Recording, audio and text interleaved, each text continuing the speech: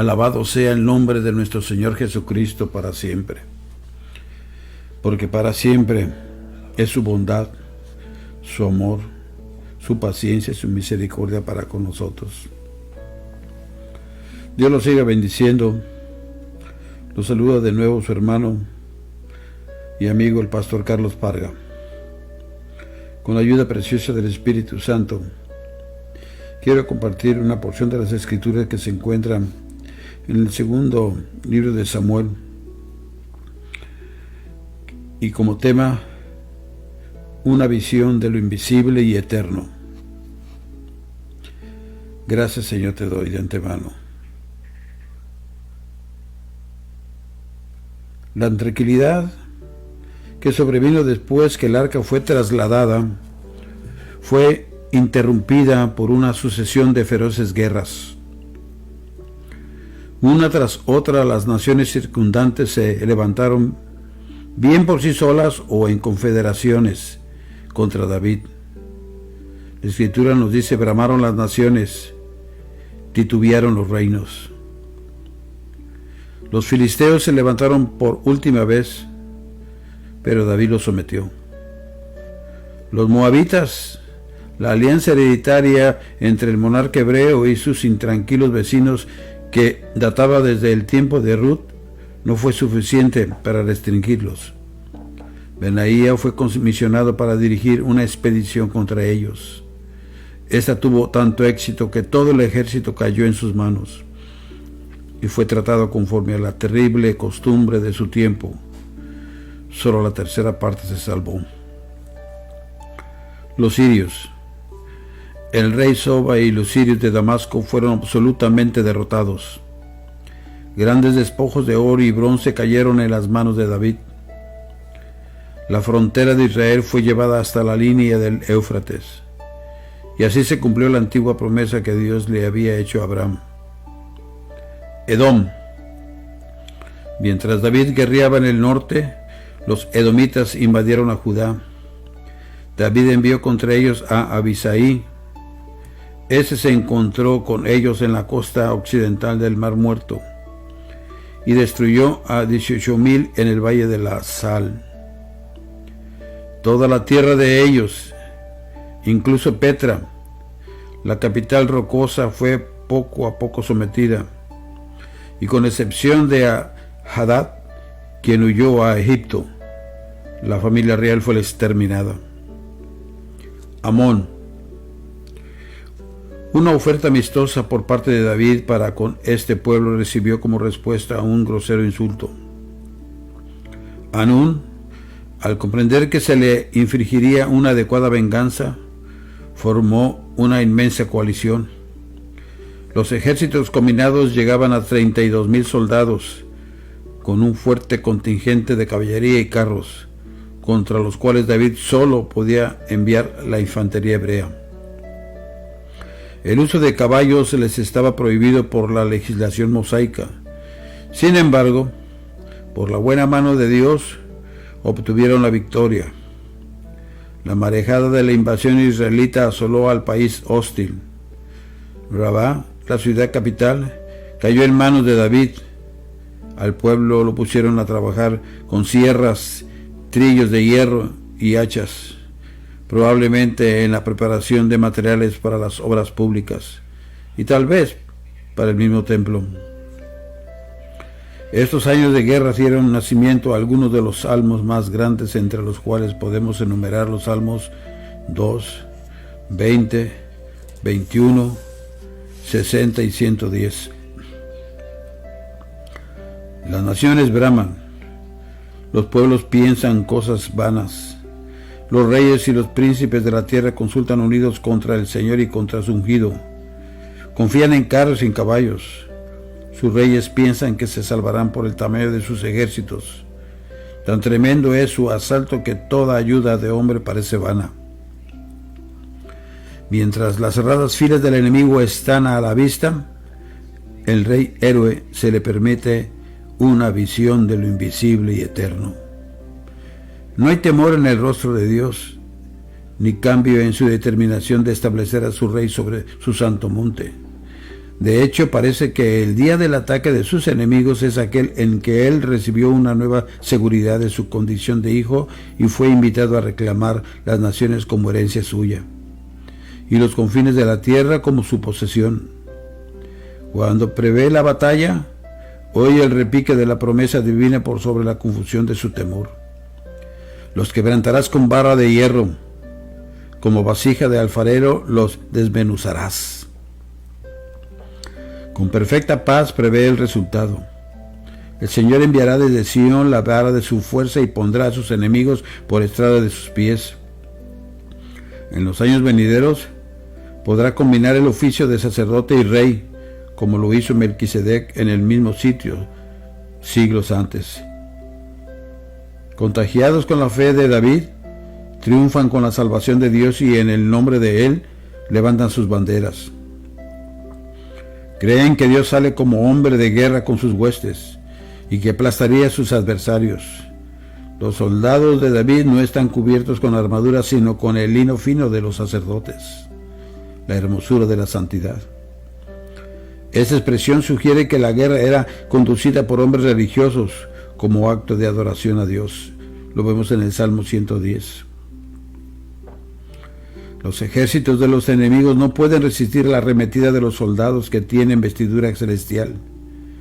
Cuando regresa el ejército triunfante después de haber dejado la desolación en el sitio en que sus enemigos habían formado enjambre, expresan con cánticos su gratitud a su poderoso libertador. Dios es para nosotros un Dios de victoria. Todo esto tiene inferencias para el porvenir. David fue una prefiguración del Mesías, porque es cierto que contra el santo siervo Jesús, a quien Dios ungió, se han levantado tanto los gentiles como el mismo pueblo de Israel. Los hombres han rechazado su gobierno y continúan rechazándolo, pero Dios juró, y no se arrepentirá, que toda rodilla se doblará ante él, y toda lengua confesará que los reinos del mundo han venido a ser de nuestro Señor y de su Cristo, y reinará por los siglos de los siglos, nos dice en Apocalipsis 11:15. El cronista omite toda referencia a la terrible mancha en la vida de David, pero la historia anterior anota cada detalle sin atenuación ni excusa. Para todos los que sufren de pecado, la ganancia sobrepasará en mucho a la pérdida en el crédito del hombre que agradó al corazón de Dios. Veamos las circunstancias que condujeron a David al pecado. El ardiente temperamento poético del rey lo exponía especialmente a una tentación de este tipo. Pero él habitó de moderación que él tenía en su vida habría prevalecido de no ser que se descuidó en la autovigilancia. Durante 17 años había disfrutado de ininterrumpida prosperidad. En todas las guerras había tenido éxito, y en toda grande ocasión había aumentado la adulación de sus súbditos. Pero tal prosperidad está siempre llena de peligros. En violación directa a la ley de Moisés, aumentó el número de sus concubinas y esposas, cosa que fomentó en él el deseo de la gratificación sensual. Y una tarde cayó en la tentación. Encima de eso también se había entregado a la ociosidad, dejando a un lado el espíritu marcial del león de Judá. Permitió que Joab y sus valientes soldados hicieran la guerra alrededor de los muros de Rabá, mientras él esperaba en Jerusalén. Una tarde sofocante, el rey se había levantado de su siesta vespertina y se paseaba perezosamente en la azotea de su palacio. En esa hora de holgura debilitante, digámoslo en palabras del profeta Natán, vino uno de camino. Tuvo un mal pensamiento. Para satisfacer el hambre del visitante entró en el hogar de un pobre hombre y tomó su única corderita, aunque sus propios rediles estaban llenos de rebaños. No vamos a atenuar el pecado de David al insistir en la dispuesta complicidad de Betsabé, o en la estricta purificación de ella. Baste decir que ella despreció los votos que había hecho a su marido ausente. El relato bíblico coloca la carga del pecado solo sobre el rey, ante cuyo poder absoluto Betsabé pudo haberse sentido obligada a rendirse. un breve rato de complacencia apasionada, y su carácter se destrozó irreparablemente. Su paz se desvaneció. Los fundamentos de su reino se pusieron en peligro. El Señor se desagradó, y sus enemigos tuvieron una gran ocasión para blasfemar. Se debe tener más temor a los momentos de ociosidad que a los del trabajo agotador. Un día su compañera de pecado envió a David la noticia de que los resultados no podían esconderse. Eso hizo que le hirviera la sangre. La ley de Moisés castigaba el adulterio con la muerte de los dos culpables. Había que dar pasos de inmediato para ocultar el pecado. El marido vino a la ciudad, pero su venida no ayudó en el asunto. Él se negó a entrar en su casa, aunque la primera noche el rey le envió una comida directamente de su mesa, y la segunda noche lo embriagó. La caballerosa alma de este soldado rehusó dormir aún con su propia esposa, mientras la gran guerra siguiera aún su proceso. No había alternativa. Este hombre tenía que morir, pues los hombres muertos no cuentan nada.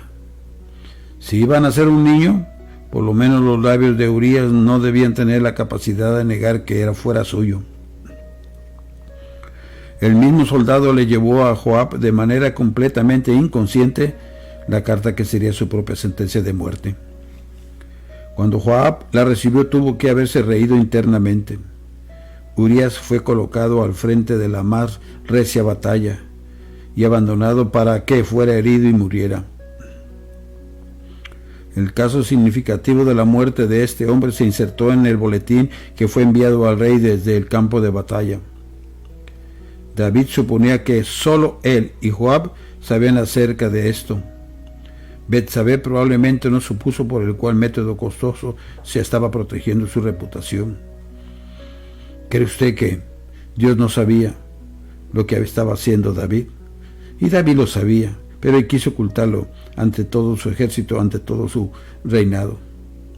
Así es que ella hizo las lamentaciones por su marido muerto, como acostumbraban las matronas y hebreas, y entre tanto se congratuló de la afortunada coincidencia. Vemos al principio como Caín, ¿verdad?, con Abel. Él pensó que no sabía Dios, si Dios todo lo sabe. Quiso ocultarlo, pero no se oculta ante Dios nada. Podría ocultarlo ante sus padres, Adán y Eva, pero ante Dios nada se puede ocultar. Así que pasados los 7 días del luto, la mujer fue llevada a la casa de David. ¡Qué alivio!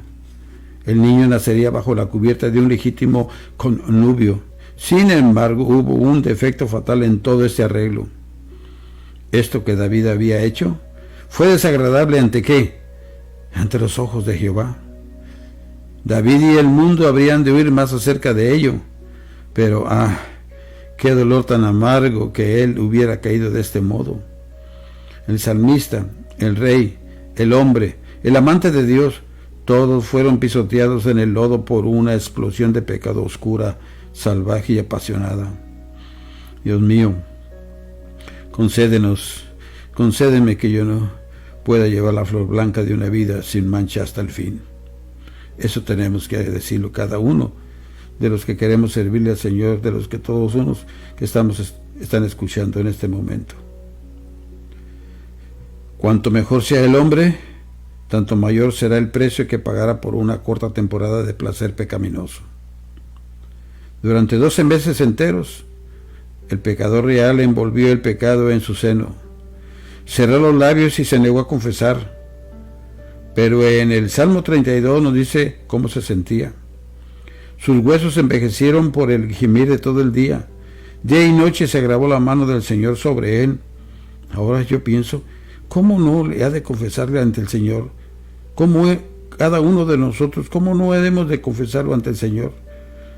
Podremos ocultarlo ante el esposo o la esposa, el pastor o toda la gente, pero ante Dios no se puede ocultar nada. Así que la aparición de Natán en el escenario tuvo que haber sido un alivio positivo. El profeta, por derecho de ser su antiguo amigo, buscó una audiencia privada. Le contó lo que parecía ser una historia real y patética de una maldad arbitraria.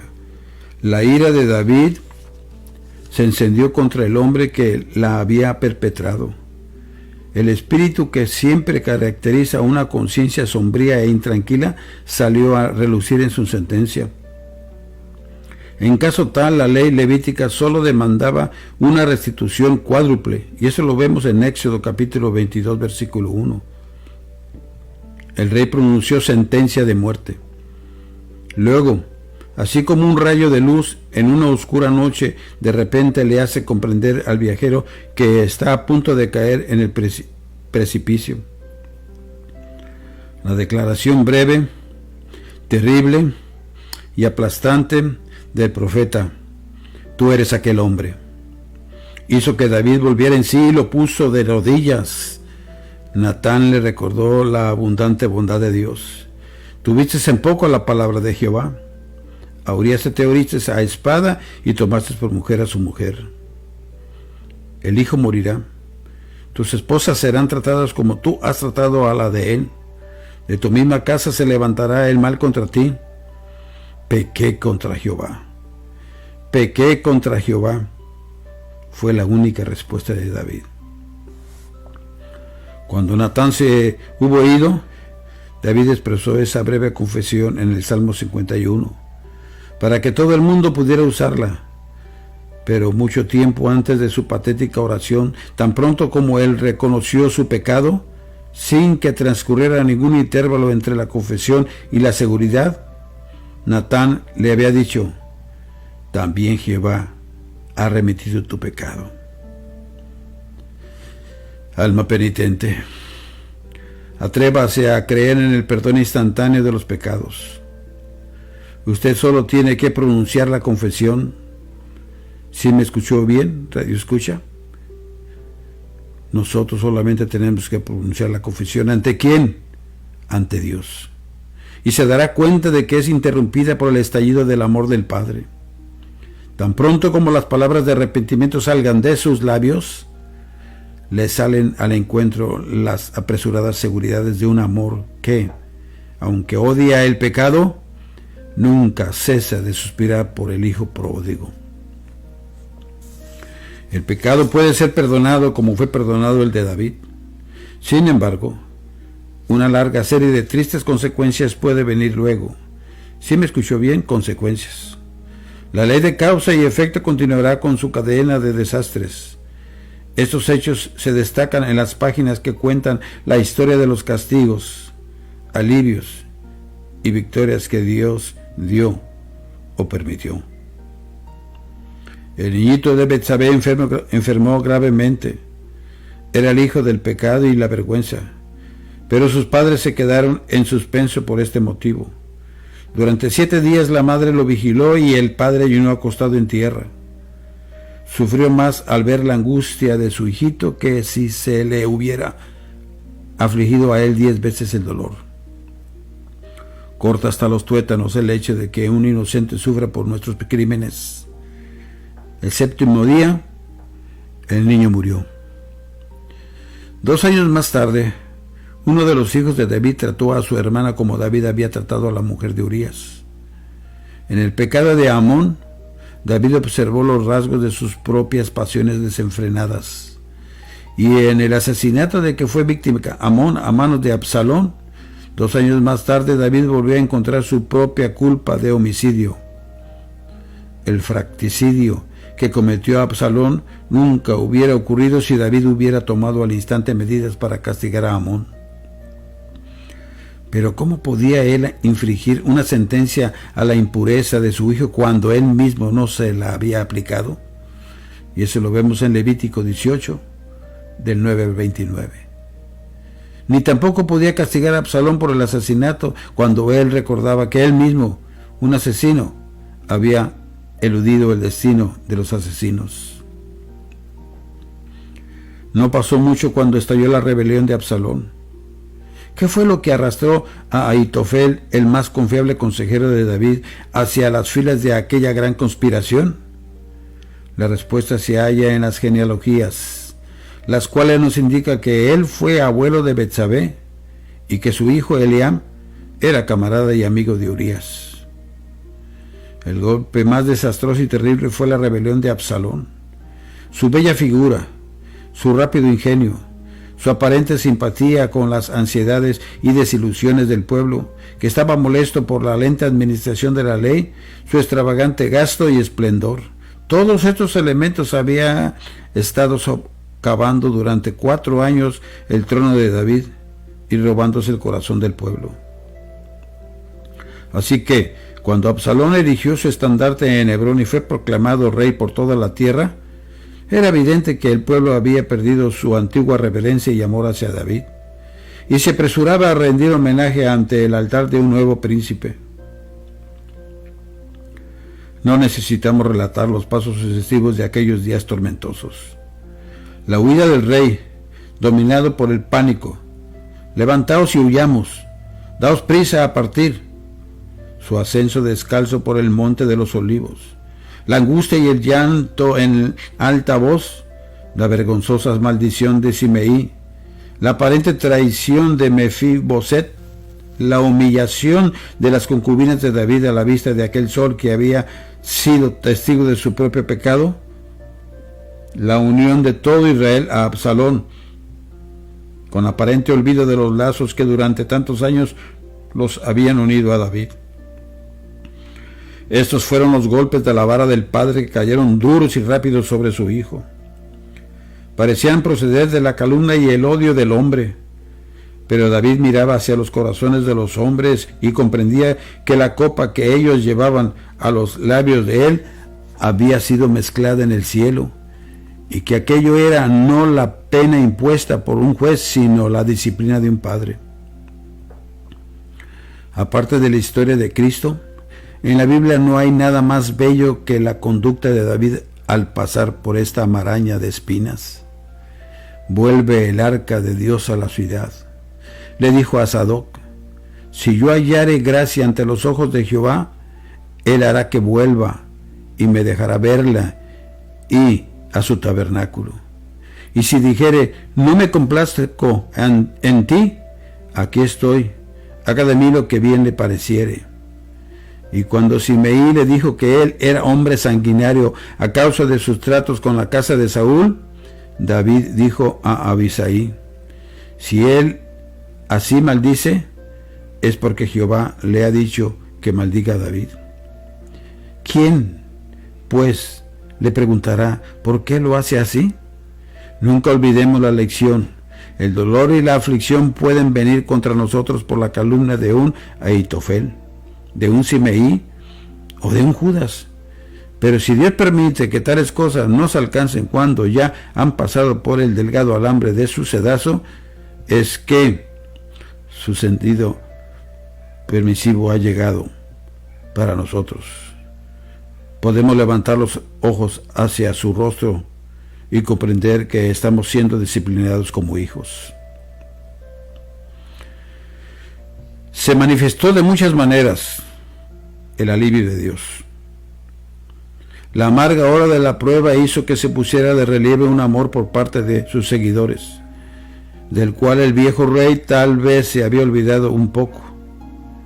La defección de Ahitofel lo hirió profundamente, pero Husai, arquita, acudió a encontrarse con él con gran demostración de pena y estuvo dispuesto, como su amigo, a defenderlo en el concilio de Absalón.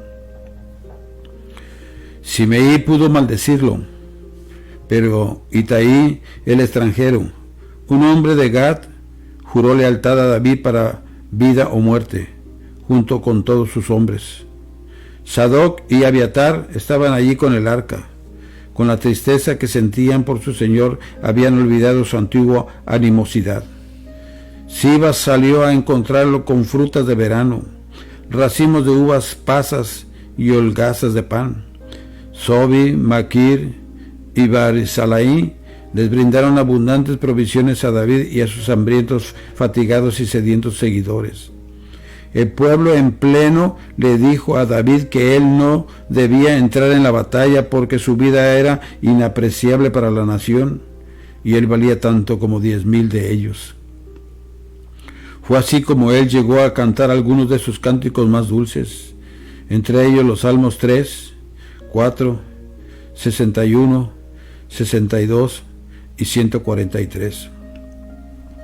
De esto los dos primeros con sus himnos de la mañana y de la tarde, cuando tuvo que cambiar su palacio de cedro por la bóveda azul del cielo, él sabe que tiene muchos adversarios que dicen, no hay para él salvación en Dios, pero él se imagina que está muy bien custodiado. Mas tú, Jehová, eres escudo alrededor de mí, mi gloria y el que levanta mi cabeza. Él no teme de 10 millares de gente, se acuesta en paz a dormir y despierta seguro, porque Jehová lo sustenta. Las tropas novatas que Absalón reclutó apresuradamente fueron incapaces de resistir el ataque de los veteranos de David y huyeron. El mismo Absalón murió. Le dio muerte el despiadado Joab mientras aquel se abalanceaba colgando de las ramas de una inmensa encina. El péndulo de la lealtad del pueblo volvió a su antigua fidelidad, y con mucho anhelo se disputaron el honor de hacer volver al rey. Aún los hombres de Judá, conscientes de haber abandonado la confianza de él y de haber seguido inmediatamente a Absalón, se arrepintieron y lo urgieron a que regresara. Simeí se postró delante del rey. Mefibosé estableció su firme lealtad. Barzillai quedó vinculado a la casa real para siempre por sus profusos reconocimientos y por las ofertas del rey a Kimham. Muchas fueron las aflicciones del siervo de Dios, pero de todas ellas fue librado. Cuando él hubo aprendido la lección, la vara se quedó quieta. Había sido castigado con vara de hombres y con azotes de los hijos de los hombres, pero Dios no le retiró su misericordia como lo hizo con Saúl. Su casa, su trono, su reino, a pesar de las muchas fuerzas conflictivas, fueron afirmados. Siempre hay la vara, los azotes, las disciplinas, pero en ellos está el amor de Dios llevando a cabo su propósito redentor. Luego viene la bendición del resplandor crepuscular, el final calmado de la vida en un ocaso sereno. David tuvo un periodo de 10 años de relativo reposo, desde la represión final de las revueltas de Absalón y Seba hasta la muerte. Son pocos los incidentes de esos años que aparecen escritos. Probablemente David anduvo con paso suave y humilde delante de Dios y concentró su atención en la erección del templo. Si él no podía construirlo, haría todo lo posible por ayudar al que lo iba a construir. Este sitio fue indicado de la siguiente manera. David concibió el plan de empadronar a Israel y Judá. El cronista dice que fue Satanás quien lo movió a hacer eso. Lo vemos en 1 de Crónicas 20, 29. En tanto que el registro antiguo atribuye la sugerencia de la ira del Señor. El pecado de hacer un censo probablemente estuvo en el motivo por el cual se hizo. David estaba animado por un espíritu de orgullo y prestigio. A pesar de los reproches de Joab y de otros, el rey prevaleció. Los oficiales fueron por toda la tierra empadronando el pueblo, excluyendo las tribus de Leví y Benjamín, y la ciudad de Jerusalén. Los hombres de guerra de Israel fueron casi 1,000,000 y los de Judá 500,000. Cuando el censo estaba a punto de terminar y los oficiales habían llegado a Jerusalén, a David le pesó en su corazón haber hecho esto y le dijo al Señor: yo he pecado gravemente por haber hecho esto.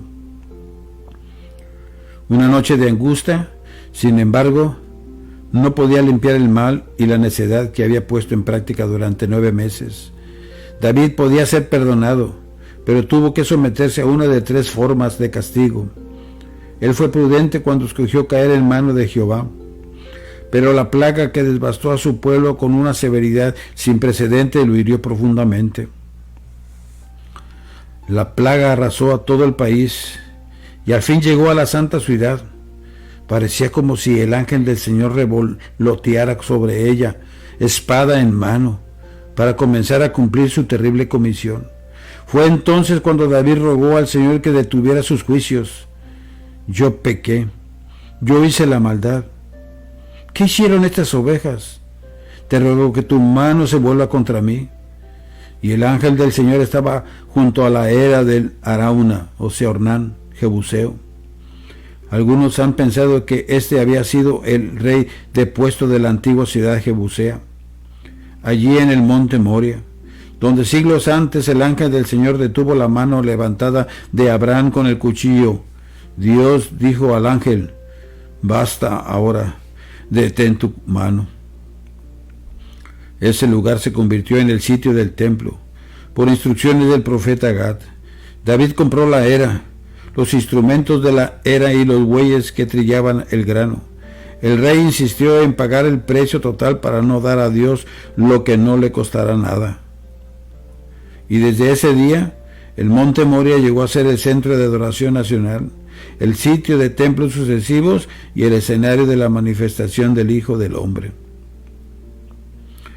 El último año de la vida de David y el año 40 de su reinado fue amargado por una final revuelta de elementos desconcertantes que frecuentemente le habían causado dificultades.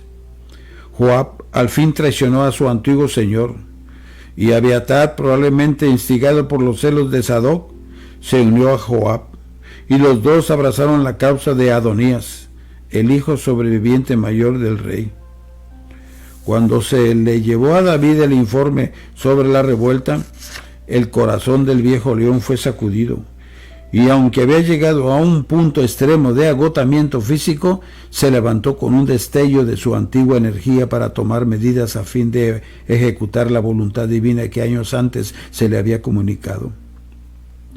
No pasaron muchas horas antes de que llegaran las noticias a la fiesta de Adonías en Rogel, de que Salomón había sido ungido rey en Gihón por mano de Sadoc, el sacerdote, y de Natán el profeta, y que había marchado a través de la ciudad montado en la mula real y escoltado por Benaía y sus hombres de armas. En el término de una hora se habían esfumado todos los que apoyaban a Adonías, y él mismo se hallaba fugitivo, asido de los cuernos del altar.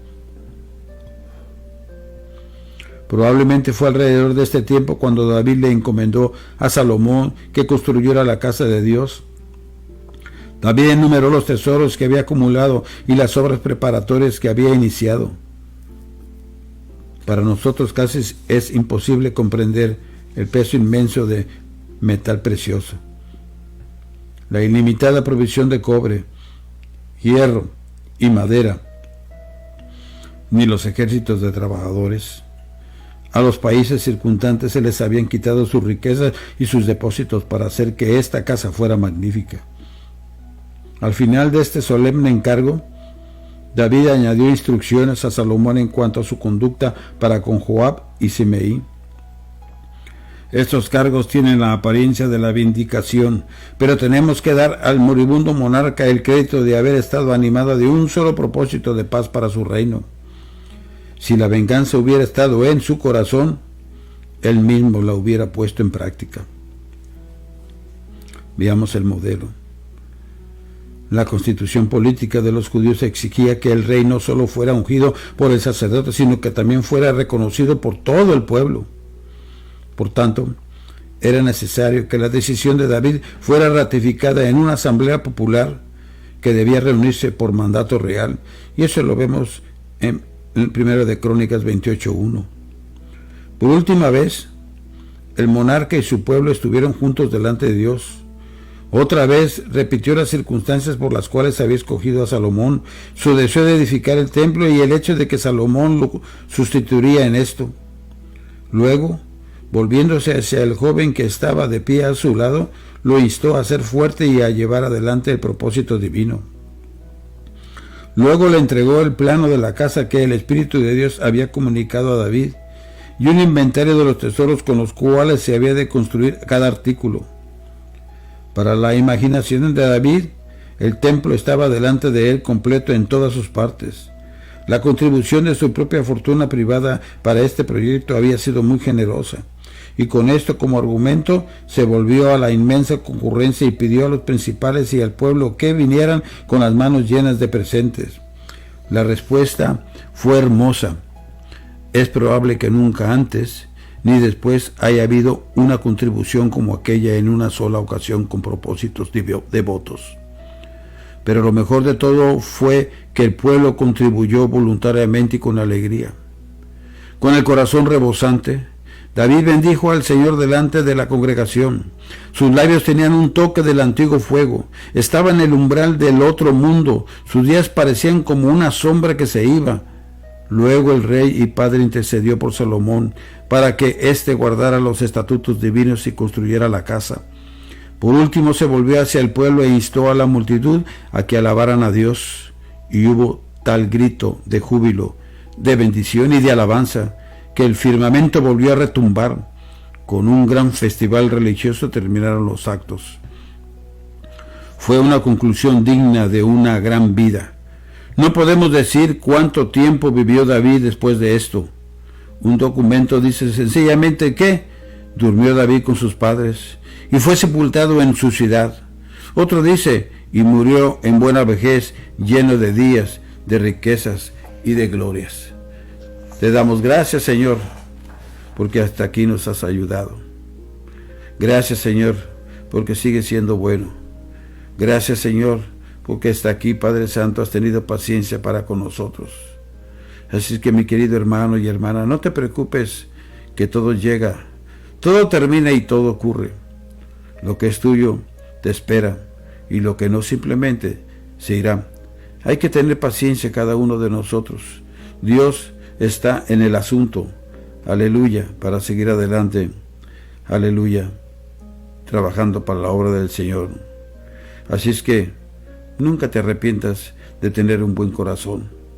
Todo lo bueno vuelve y multiplicado, mi querido hermano. Que Dios me lo siga bendiciendo y nos vemos primeramente, Dios, para la próxima. Si es posible, comparte esta porción de las Escrituras para que la gente escuche de la palabra de Dios, para que la gente se acerque al Señor, para que la gente reconozca su falta, su error, su pecado, y Dios, en su grande amor y su grande misericordia, así como la tuvo con nosotros, los perdone. Ese es el más grande deseo del Señor y tiene que ser también de nosotros. Así es que, gloria a Dios, que Dios los colme de bendiciones, y se despide de usted su hermano y amigo, el pastor Carlos Parga.